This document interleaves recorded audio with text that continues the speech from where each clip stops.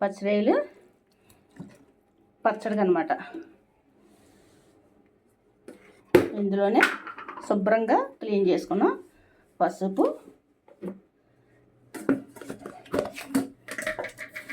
ఉప్పు కొంచెం వేసుకోండి సరిపోద్ది. శుభ్రంగా కలిపేసి పెట్టేసుకోవాలి, పక్కన పెట్టుకోవాలి.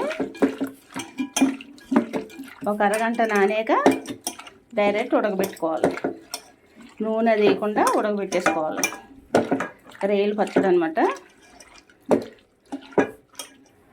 శుభ్రం క్లీన్ చేసుకొని ఇలా పసుపు ఉప్పు కలుపుకొని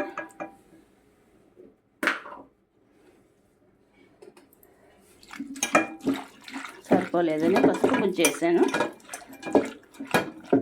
దగ్గరికి అవనిద్దాం. ఒక అరగంట నానాక నాని కదా ఒక అరగంట. ఇప్పుడు ఇలాగే స్టవ్ మీద పెడతాం. పెద్ద మంట మీద చక్కగా దగ్గరికి నీరు వచ్చే వరకు వస్తుంది కదా, నీరు ఇంకి వరకు ఇలాగ చేసుకుంటాం. ఇది వచ్చేసరా చక్కగా నీరు వస్తుంది కదా, ఆ నీరంతా ఇంకిపోయే వరకు మనం చేసుకోవాలి. దగ్గరికి అయిపోయేలా చేసుకోవాలన్నమాట. ఎక్కువ కలిపేసుకున్నా ముక్క అయిపోద్ది రయ్య. తర్వాత మళ్ళీ నూనెలో ఫ్రై చేయాలి కదా. ఇవి చూసారా 2 కేజీలు రొయ్యలు అనమాట ఇవి. చక్కగా దగ్గరికి అయినాయి చూసారా. మొత్తం ఉడికిపోయాక పక్కన పెట్టుకోవాలి. చల్లారయ్యాక ఫ్రై చేద్దాం. బాగా డీప్ ఫ్రై చేస్తే పచ్చడి నిల్వ ఉంటుంది అనమాట. చూసారా వాటర్ అంతా ఇంకిపోయింది. అదిగో చల్లారయ్యాక స్టవ్ ఆఫ్ చేసేద్దాం. నిమ్మకాయల రసం చేద్దాం. ఒక అరటికాయలు తీస్తున్నా రసం. చూసారా రొయ్యలు బాగా చల్లారినవి. ఆయిల్ పెట్టాను చూడండి, బాగా మరగాలి. ఆయిల్ మరిగాక రొయ్యలు చేసేద్దాం అన్నమాట. జాయిగా నెమ్మదిగా ఫ్రై చేద్దాం. త్యాగాలన్నమాట.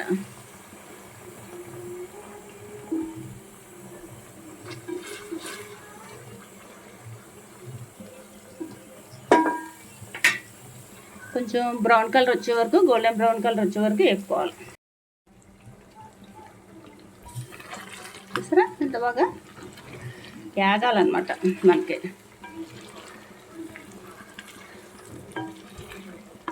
వేగితే కలర్ మారాలి. కలర్ మారితే మనకి పచ్చడి నిల్వ ఉంటుంది అనమాట. ఇవి వేగాక ఇందులో అల్లం వెల్లిపాయ పేస్ట్, అల్లం వెల్లిపాయ పేస్ట్, గరం మసాలా, ధనియాల పౌడర్, కారం వేయండి. చూసారా ఇంకో కొంచెం రంగు వస్తే తొందరగా తినేస్తాం అనుకుంటే ఇలా సరిపోతాయి.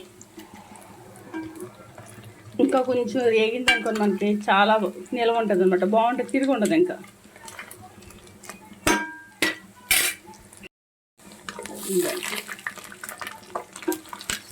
చూసారా చక్కగా వేగినాయి. ఇవి మనకి ఇంకా కలర్ వస్తాయి.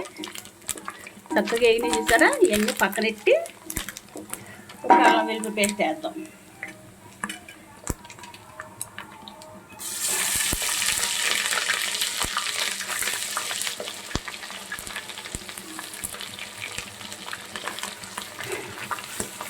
ఇది కూడా పచ్చివాసన పోయే వరకు బాగా వేగాలన్నమాట. ఆ చిట్టుపట్లంతా పోయే వరకు. ఇంకా చక్కగా వేగింది చూసారా. ఇప్పుడు ఒకసారి మొత్తం కలిపోయింది.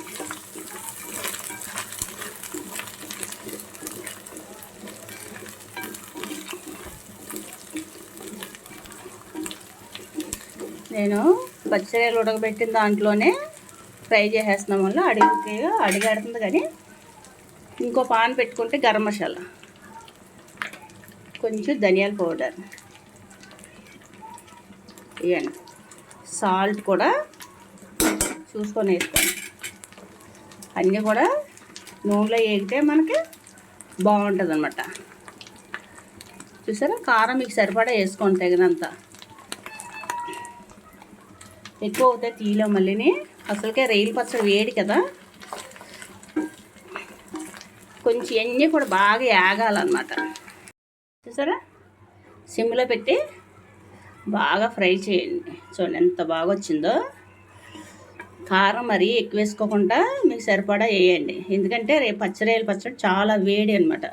కారం కూడా ఎక్కువ వేసేసుకుంటే బాగా వేడి చేసేస్తుంది. ఇంకా నూనె కావాలనుకుంటే వెయ్యొచ్చు. చల్లారితే ఇంకా నిమ్మరసం బాగా చల్లారిపోయాక నిమ్మరసం వేస్తాం, అప్పుడు ఇంకా లూజ్ అవుద్ది అనమాట. నూనె ఎక్కువ అయిపోద్దని వేయట్లేదు, చూసి వేసుకోవచ్చు కావాలితే. చల్లారిపోతే నూనె అంతా పైకి తేలుతుంది కదా. ఇక చూడండి ఎంత బాగుందో రొయ్యల పచ్చడి. రొయ్యలు ఎంత బాగా ఎగినాయి చూసారా. ఓ 5 minutes ఇలా సిమ్లో పెట్టి ఉంచండి. ముక్కకి అన్నది రొయ్యకి మసాలా కారం అంతా కూడా బాగా పడుతుంది అన్నమాట. చూసారా, అయిపోయింది. స్టవ్ ఆఫ్ చేసేస్తున్నాను. నచ్చితే లైక్ చేయండి, షేర్ చేయండి, ప్లీజ్ సబ్స్క్రైబ్. చూడండి మనకి ఇలాగ వేపుకుంటే చాన్నాలో 5-6 నెలల వరకు మనకి ఇంచక్క నిల్వ ఉంటుంది అన్నమాట. ఫ్రిడ్జ్లో పెట్టేసుకుంటే, నిమ్మరసం వేస్తాం కదా, ఫ్రిడ్జ్లో పెట్టుకుంటే పాడవదు మనకి. డౌట్ ఉండదు అనమాట ఫ్రిడ్జ్లో పెట్టి తింటే.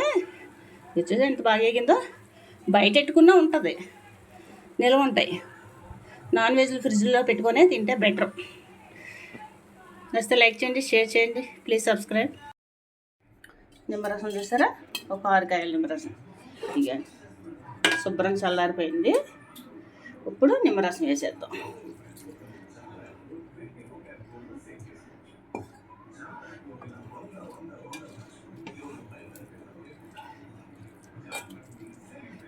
శుభ్రం కలిపేసుకొని కాచేసాలో పెట్టేసుకోవడమే.